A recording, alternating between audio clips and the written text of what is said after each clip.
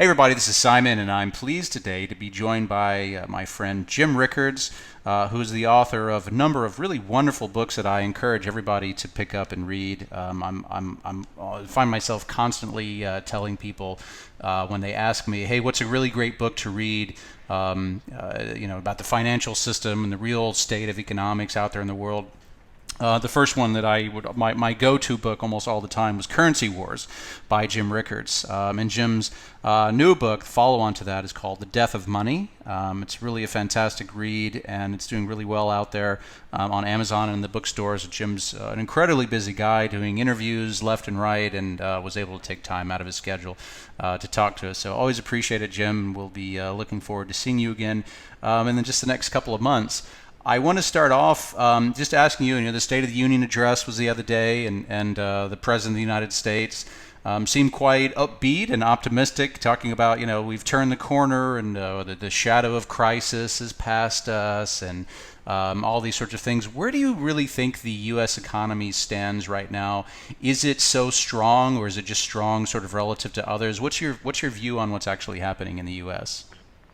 Well, Simon, it's great to be with you. Look, no one gives a speech like President Obama. He's a great speech maker, but I think the substance was either misguided or wishful thinking. I would say that the president said the shadow of the crisis is behind us, and I would say no, the shadow is growing longer and maybe even getting more dangerous. First of all, the U.S. economy is fundamentally weak. I think that will be seen in the data. Literally starting days from now, we'll get a preliminary estimate of fourth quarter GDP shortly, and then we'll get some indication of how first quarter GDP is going. Of course, the president's sitting there, he's basing this on third quarter GDP, which was, a blockbuster, was 5%, and the stock market was approaching, got up to the 18,000 range, and so it's easy to pluck a couple data points and say, see, growth is strong, stock market's at an all-time high, price of gas is low, it's all good. And, at some superficial level, that's all true. Certainly that data is correct.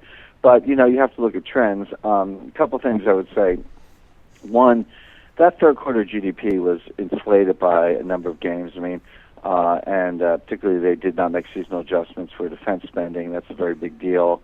There were other, kind of fudge factors in there. I thought it was interesting that came out just days before the midterm elections, query whether there was some incentive to, pump the number a little bit ahead of the elections. Be that as it may, we're now kind of back to the real world, and it looks like fourth quarter GDP is going to be weaker. It looks like a lot weaker. Looks like the year as a whole, 2014, is going to come in about where the last 6 years have come in, meaning, sort of 2% growth. So it's not horrible, but it's nowhere near potential. It's nowhere near enough to raise real incomes, really get the labor force moving again, and everyone points to the fact that the unemployment rate is come down quite a bit, which it has, but I also think people understand that that's not because we're creating so many jobs, it's because so many people are dropping out of the workforce. And so, the rate is just calculated based on the number of people working relative to the number of people in the workforce, but if you drop out of the workforce,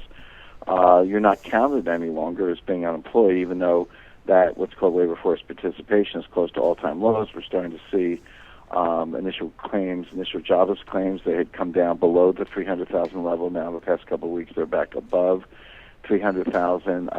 We still have problems with, Americans on food stamps, Americans on disability. So lots and lots of reasons to expect the data to come in weaker. Now, where this gets interesting is Jim. Let me just interrupt you. Let me just interrupt you real quick. You said something very interesting earlier that I want to key in on. You said, the president. It's pretty easy to kind of cherry pick a couple of data points and point to those and say, see, the economy is doing really well.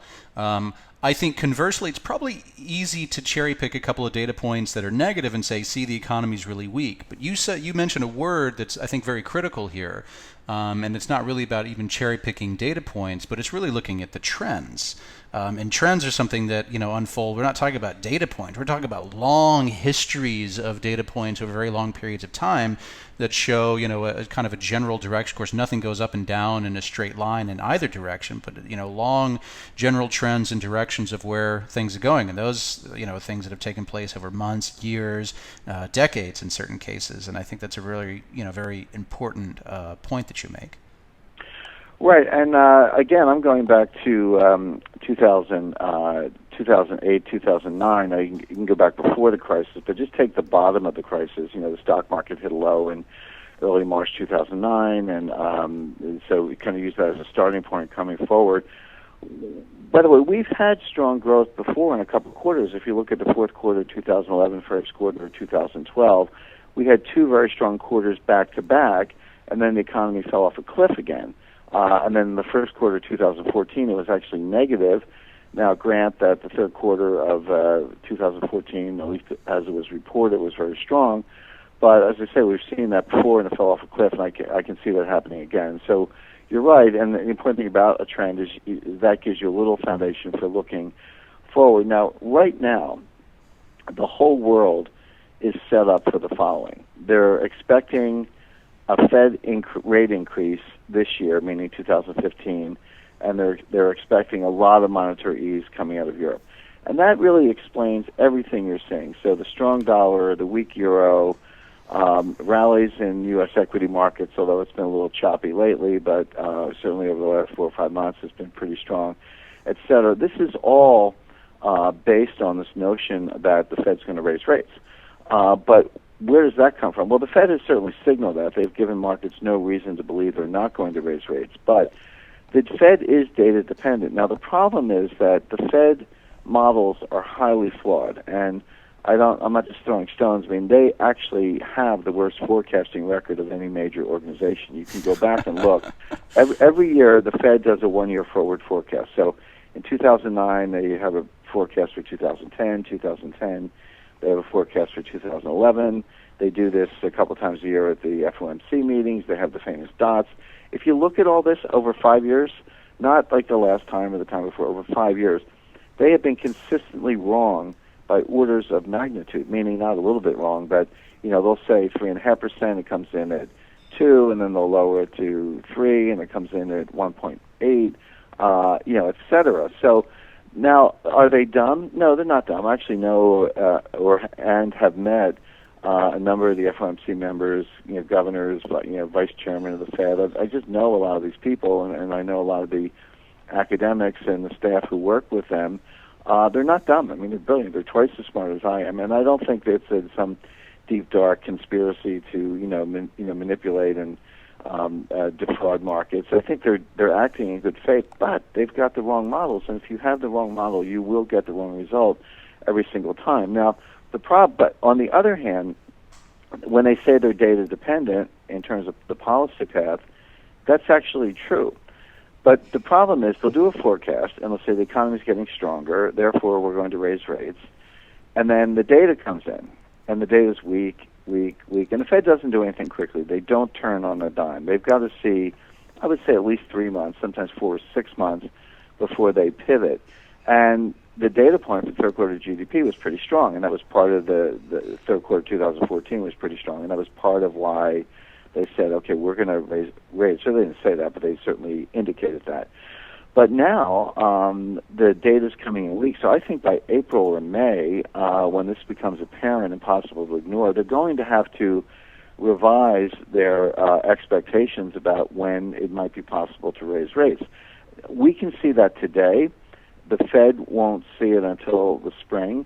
And you say, gee, how come we can see it today and the Fed won't see it for another 4 months? Are we smarter than they are? No, we're not, but we do have better models. At least the models I use, which involve complexity theory and inverse probability-based theorem, behavioral economics, and a number of other things that I use to kind of analyze how things are going. So the Fed is actually behind us in terms of when they're going to realize how weak it is. But when they do, they're not going to persist in the rate increase talk in the face of the weak data. They will actually then signal that rates are not going up, which is what I expect. I don't expect to see rates rise this year. Next year, it's kind of that's pretty far off in my view. But I mean, remember, if you go back 3 or 4 months, go back to the late summer, early fall of 2014, what was everyone saying? They were saying the Fed's going to raise rates in 2015, and the only debate was, will it be in March or will it be in June? You had the March people and the June people. Well, here we are in early part of 2015, and what are they saying? Oh, April's off the table, March is off the table. You still have a few June people, but you're starting to hear people say, well, maybe it'll be September, and Bill Gross came out and said December. But what I'm saying is no, that the trends, and that's what you referred to earlier, are such that they're not going to be able to raise it at all. I mean, if with declining GDP, deflation, rock bottom labor force participation, stagnant wages, with all that going on, how on earth can they raise rates? And the answer is they can't. Besides which, it sucks capital out of emerging markets. They're starting to implode. We've got a tsunami of bad debt coming from the oil patch and from emerging markets, dollar-denominated corporate debt. You're talking upwards of $10 trillion of bad debt, even if the default rate there is, let's just say 20%, or let's just say 10%. That's $1 trillion of write-offs. That's more than the subprime crisis in 2007. So with all these things in play, I would look for the Fed not to raise rates, but they're not going to sort of signal that until April, May. April, May would be the really tricky part, because that's when the tea leaves are going to be there to be read, and then I think by June this will be apparent to everyone. Well, this could lead to a violent reversal in the cross rates. Right now, of course, it's strong dollar, weak euro, but you go back to 2011, 2012, you had the opposite. You had the weak dollar, strong euro, notwithstanding all the sovereign debt crisis, which really didn't have that much to do with the currency. It had a lot to do with the bonds and the banks, but not the currency, and that was something that a lot of people confused. But so now you could be set up for this violent reversal where it goes from risk off to risk on, strong dollar to weak dollar. But this is all very characteristic of the currency wars that I talked about in my first book, because they just go back and forth. Currency wars don't have a resolution. We're not always in a currency war, but when we are, it can go on for 5 or 10 or 15 years, because there's no way to resolve them. And so it's a seesaw. 1 year you're up, the next year you're down. 2011 weak dollar, 2015 strong dollar. Don't be surprised if the dollar gets weak a year from now, because the U.S. is going to need some relief. Right now, the view has been that the U.S. is strong enough to bear the global cost of adjustment. So we can let Japan and Europe have weak currencies. We'll have the strong currencies because we have a strong economy. When it's clear that our economy is not that strong, we may have to flip that and try to weaken the dollar itself, and that's going to be potentially a violent reversal. I think that the world, global markets really only have the stomach to handle, one crisis at a time, essentially. They're looking around and seeing, there has to be some safe haven somewhere. And I think what happened to the Swiss franc, I guess it was a week ago, really kind of told you everything that you need to know about the dollar. It's not necessarily strong dollar, it's just sort of stronger relative to the others. I think if an institutional investor has to make a decision, do I deal with negative interest rates in European bonds and all of that risk, or I deal with marginally positive nominal rates in the U.S., I'll go with marginally nominal positive rates in the U.S. because on a comparative basis, the U.S. is, quote, stronger than Euroland. And then, the Swiss sort of depegged and took out the floor, and all of a sudden all this money goes flooding into the Swiss franc.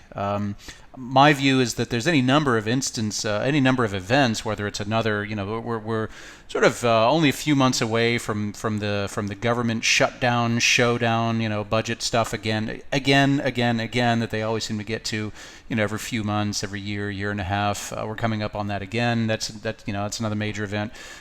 Interest rate issues, as you mentioned, that's another major event. Any of these could sort of shine a big spotlight on what's really happening in the U.S. economy, and I agree things could kind of swing in another direction very, very quickly. What's your view, just briefly, what's your view on oil? Do you think it's absurdly cheap and something that's going to really bounce back up, or do you think that there's a legitimate supply and demand imbalance and oil is kind of fairly priced right now? I think oil is probably near a floor.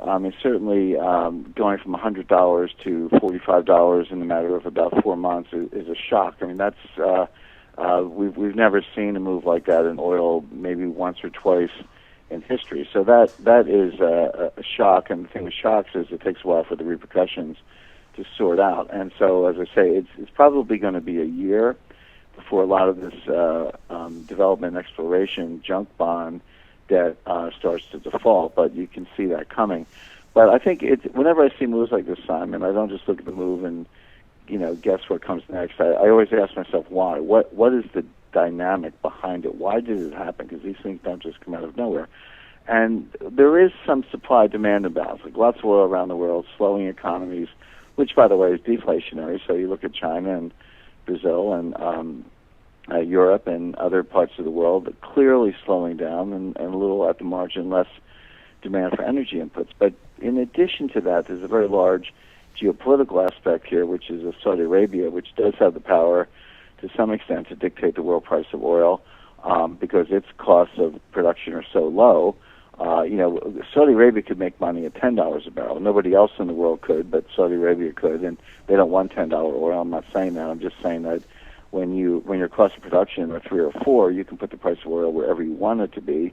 The only issue is how much market share do you have, and they do care about that. But what they did is they calculated the sweet spot. When I say the sweet spot, it's a linear programming problem. But the way you frame the question is, what price of oil puts the frackers out of business, but doesn't hurt Saudi Arabia too much? Obviously, anything hurts, but they're trying to defend market share. So it's sort of the market share times the price of oil is the revenue, but the price determines the marginal profitability of the frackers. So, like I say, you can sort of solve that mathematically, and the answer is $60. Now, in going from 100 to 60, markets always overshoot. Whenever you have that kind of momentum, you get short, people getting stopped out and people trying to trade the momentum and all that. So the fact that it overshot the sweet spot, got all the way down to 45 or so, is not surprising. But I think that's the floor. It's now stabilizing a little bit. But the point is, it's not going back up to 80, 90, or 100. It might stay where it is, or it might trade up to 50, settle in the $50, $60 range. But it's going to stay there until the frackers are crushed, until Iran feels the pain, until other people feel the pain, till OPEC comes together and agrees on what the market shares are. That's going to take a year, maybe longer. So I would look for oil to kind of stay near where it is, maybe trade up a little bit to correct the overshoot, but not go back up again. The other interesting trend to me is that since 2011, the dollar and gold have been moving inversely, which makes sense. The dollar price of gold is just the inverse of the dollar. So gold hit an all-time high in August, September 2011, which is when the dollar hit an interim low. I think it was an all-time low by some indices, but even if it wasn't, it's been sort of 20 years since it got that low. Strong gold, weak dollar in 2011. Now, since then, the dollar's been getting stronger and gold has been going down. At least the dollar price of gold has been going down. So that you've had this inverse correlation. But now what's happened just in the past few weeks is that we're seeing the dollar remain strong, even get a little stronger relative to the euro and the yen, but gold is getting strong as well. So suddenly the inverse relationship has broken down, and it looks like gold is trading more like money than a commodity bet.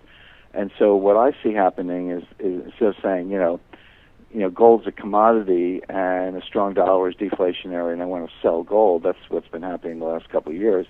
Now I think people are looking at it and saying, wait a second, gold's not really a commodity, it's actually money. Gold has very few industrial inputs. I mean, gold's not good for anything except money.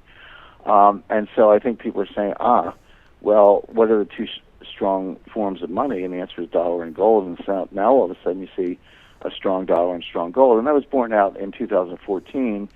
People said, well, gold went down a little bit. Well, in dollar terms, it went down about 1.5%. That's not very much. But relative to every other currency in the world, gold went up a lot. If you were a euro-based investor or you based your investment in yen. Or even renminbi, yeah.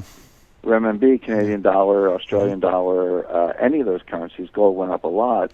But what it really did, it held its own with the dollar, meaning that they're now positively correlated instead of negatively correlated. And that will actually continue in my view because gold is starting to trade like money as a safe haven. But then when the dollar breaks down, you might see a world where the only thing going up is gold. All right. Jim, I know we both got to run soon. Let me ask you a final question. What would you tell somebody who is looking at financial markets, looking at stocks, for example, looking at share prices in much of the West, going up and hitting all-time highs and so forth, and seemingly continuing to hit all-time highs, and thinking, I understand that's risky, and yet it keeps going up, and so of course I'm tempted. I want to get in there and sort of make that money, even if I can sort of catch the end of the wave. I mean, what would you say to somebody who's sort of sitting on a portfolio right now, understands that there are some risks out there, but feels like they really need to be out there and invest? I mean, what's sort of the appropriate thing you think for investors to be looking at right now? Well, I would ask that investor how they would feel about losing 30% of their money. Because that's the history of stock markets. Now, here's the thing. The key is diversification. I'm not saying don't buy any stocks at any time, but I would say that stocks should not be more than, I would say a modest portion of your portfolio, maybe 30%, and that there is money to be made in sector rotation, so I'd be getting out of, consumer, durables and tech stocks and things like that, and looking at companies with hard assets. This is probably a good entry point for, whether it's gold miners or energy stocks and so forth. So I'm not saying never buy a stock, but I'm saying I would have a diversified portfolio. The tricky thing right now, if I told you, Simon, that we were definitely going to have inflation, you can bet on it, you would know exactly how to structure your portfolio. If I said the opposite, if I said we're definitely going to have deflation, you can count on that, you would know exactly how to structure your portfolio. The difficulty is that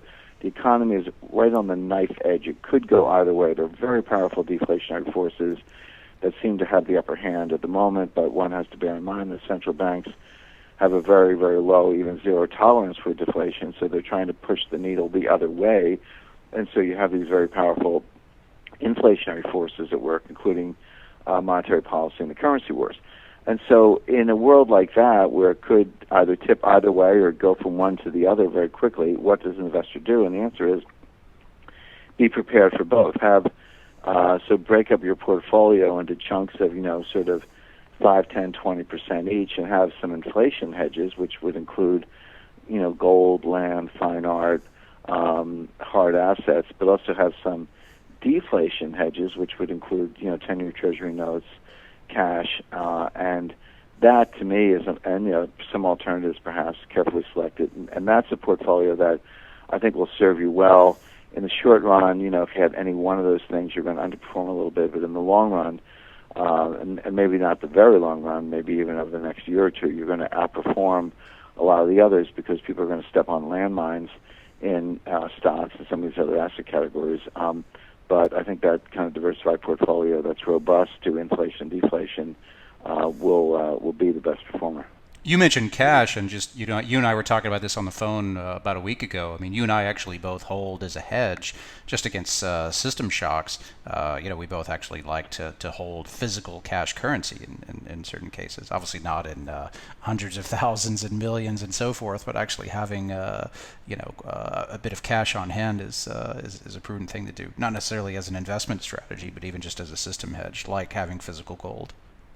Yeah, man, I think people take the system for granted, and even just I live here in New England, in Connecticut, and we've had extended power outages twice in the last couple of years: Hurricane Irene and Hurricane Sandy, not to mention various storms. So if the power goes out, which it does, that's not a far-fetched scenario.